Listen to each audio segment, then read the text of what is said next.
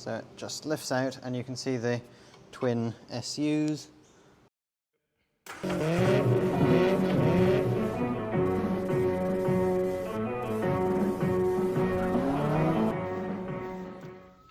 Well, welcome back to a new video.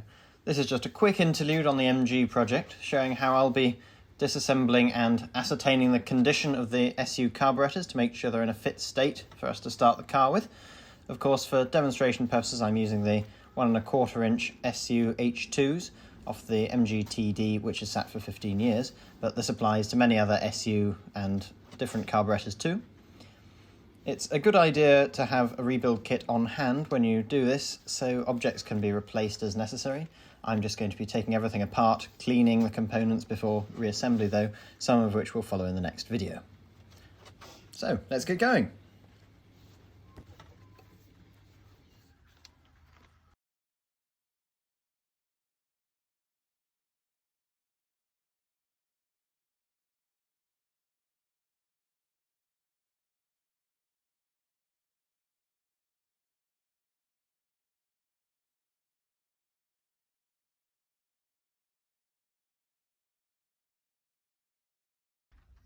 So the first thing I'm going to do is take off this right-hand carburetor. I've got the 9/16 spanner out and I'm just going to take out the 2 bolts there which hold it onto the manifold. I'm sure they'll probably be a bit stuck.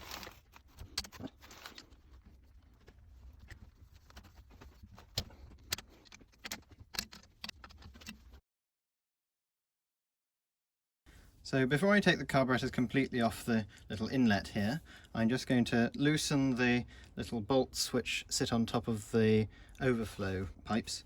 That way I won't be faffing around with them when both of the carburetors are loose.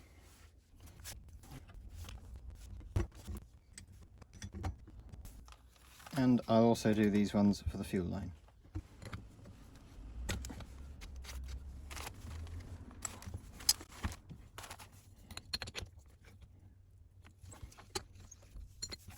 I've now loosened the little bolts on top of the overflow hoses, as well as these ones for the main fuel inlet.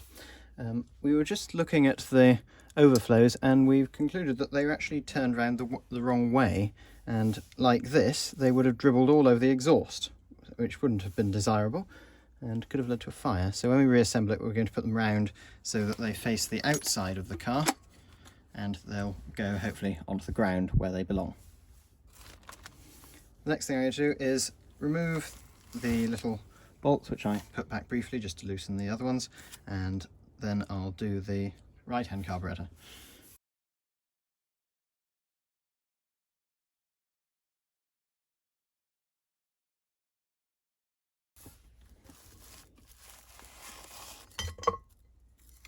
And there are the carburetors free from the inlet.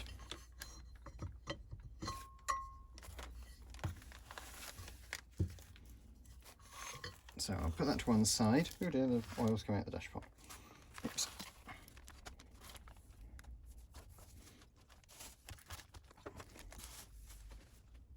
So now we've got them separate, we're going to just remove the tops from the fuel reservoirs here, which will allow us to check the floats and the delivery valves, as well as then following by removing the dashpots, checking the pistons and blowing through the needle valves and seats.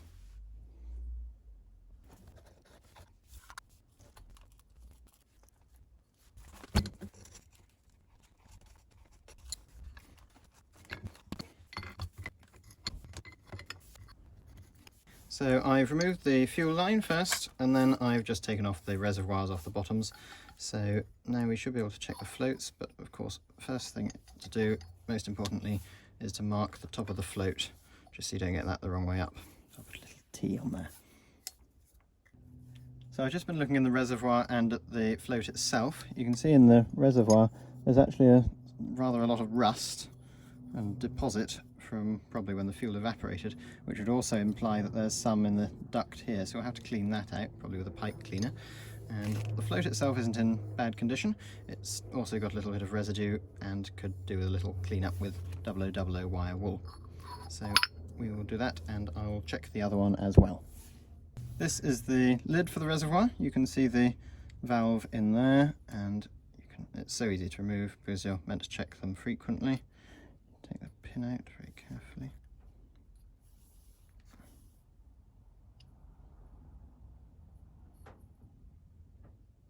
And there is the little cone of the valve. And if we look very carefully, we can see the ring on the end of it.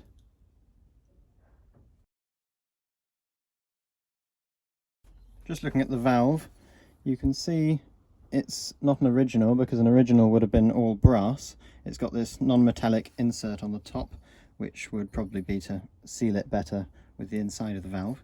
It's quite dirty, so we'll give it a clean, but this one's not too bad, so hopefully it'll work when we put the carburetor back together. Also, just looking at these carburetors, they're old enough to have what's known as a tickler, which is this little pin here, which when you push it, it lowers the float in the bowl and allows more petrol in, which then allows you to flood it when it's cold and hopefully get it started more easily. Now on to the left-hand carburetor, which is the rear one.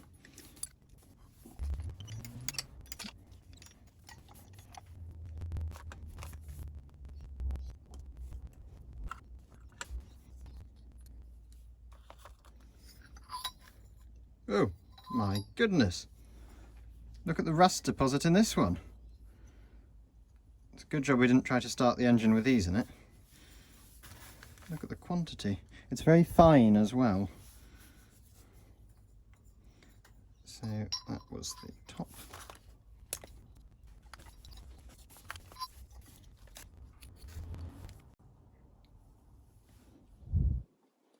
This valve is also pretty good.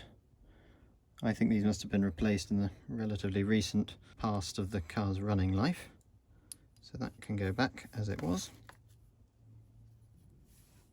How it works is the fuel comes in here in the inlet, and when the float drops down, it lets the valve out, and that de-seats it from the top, and hence lets more petrol in, like that.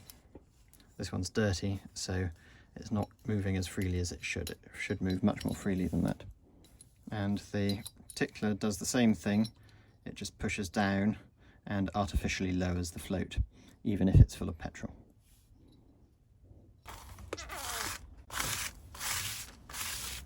So the next thing we're going to do is remove the dash pot tops.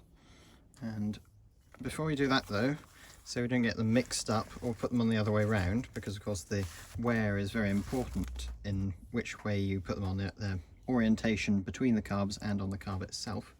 We're actually just going to put a little mark on the little screw edge here so that we know which one. I'm just using the sharp end of a ruler for that.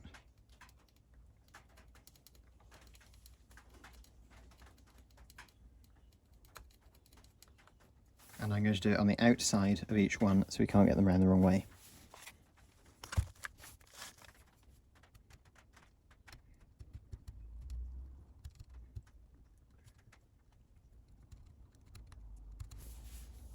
Now it's time to unscrew them.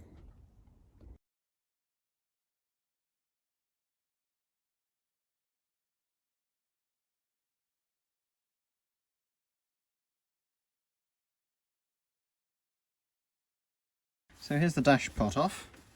We're just feeling it.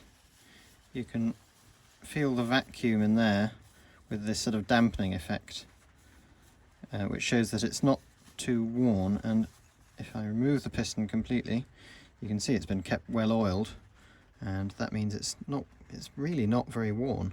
So these will be definitely good to go back in. Hopefully they'll last a long time more.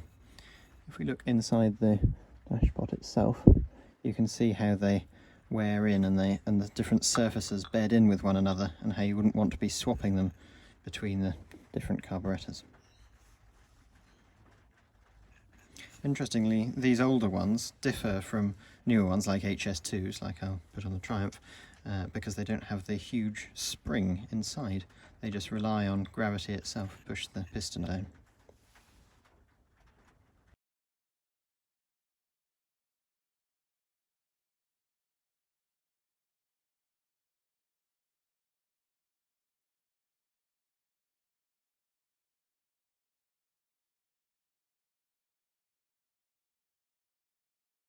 So looking at the second dashpot and piston here, you can see it's in, again, a very good state. There's minimal wear on it. This one has slightly more prominent wear rings, but I don't think that's anything to worry about, because if we feel the vacuum dampening in here, you can hear the air escaping, and that's a very good sign for the quality of the seal on them. I've also just been checking, when I get my ruler out, that this is completely flush, because this needs to be a seal, of course, and you want to make sure that the screws haven't been over tightened. And luckily that looks completely fine. We normally hold it up to the light just to check that none comes through and that this will all sit flush with the carburetor body. I'll now put this one back on. It's best to do this upside down like so, and of course you have to make sure that the little key in there aligns with the one in the body of the carburetor. Also, I should mention that we're taking these apart separately, so one at a time, rather than all at once, because then it minimises the risk of us mixing up the bits between the carburetors. I'll just loosely tighten these because we're going to take it all apart again and give it a little clean and polish afterwards. This is just to check the health and make sure we don't need to do anything drastic to them. And finally, just to check that they still work, we can make sure that the pistons still slide down and lift up as they should. I'm now just going to remove the choke cross connection here, and then hopefully we'll be able to remove the jets and just have a peek at them to check that the rust which was in the reservoirs hasn't actually got inside them as well.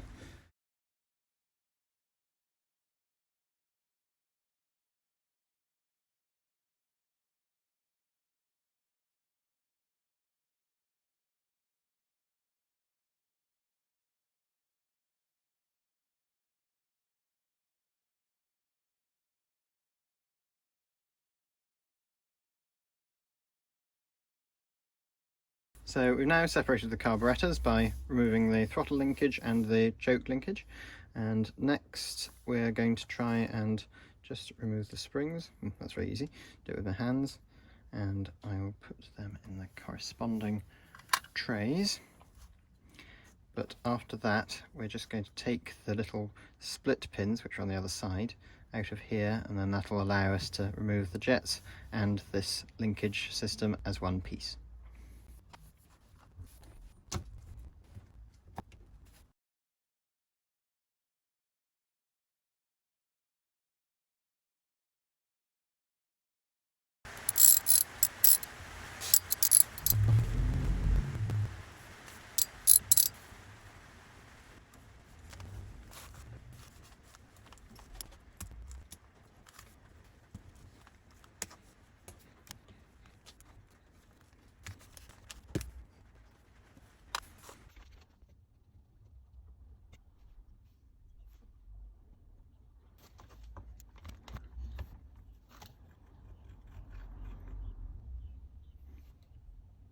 You can see the state of the cork gasket in here.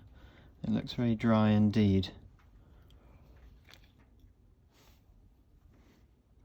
So here is the new cork gasket, and here is the old one which has been squished down many times and is even missing a chunk. So that will be a great improvement when we put it back together.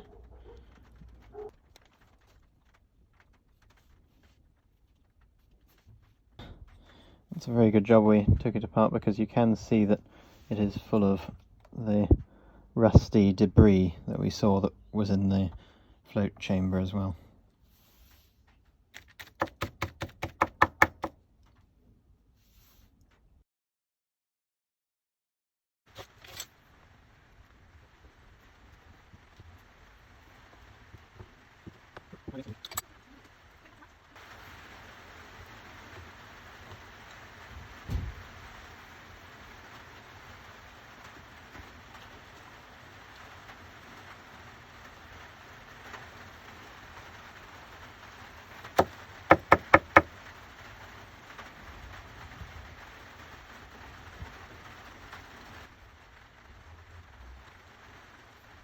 Well, I hope you found this video enlightening or otherwise interesting. The next steps for the carbs are a good clean, some new seals and gaskets, and then a decent polish. All that will be forthcoming, but until then, I will say thank you very much for watching, and ta-ta for now.